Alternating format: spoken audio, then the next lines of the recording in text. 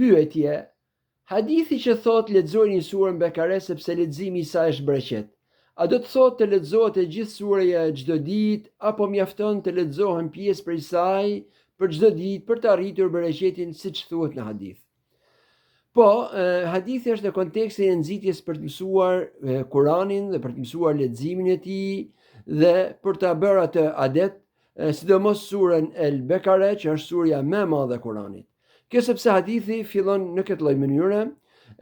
lexojeni Kur'anin, thot profeti sallallahu alaihi wasallam, sepse ai do vi ndërmjetësues për ju ditën e Kiametit. Pastaj thot: lexojeni surën Bekare dhe surën Ali Imran, sepse ato do vinë si dy re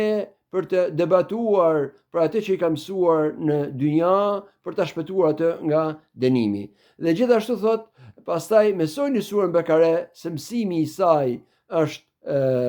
bereqet, lënia e saj është humbje dhe nuk përballen dot me të kotat ose ndryshe magjestaret. Pra hadithi nxit në përgjithësi për mësimin e Kuranit, për mësimin e leximit të tij,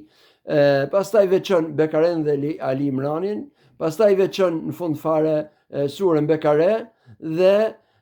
nuk do të thotë të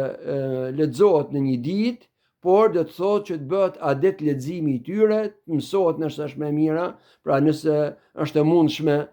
të mësohen përmendesh, ose të bëhet adet leximi i tyre dhe të mos shkëputet robi prej leximit të këtyre sureve.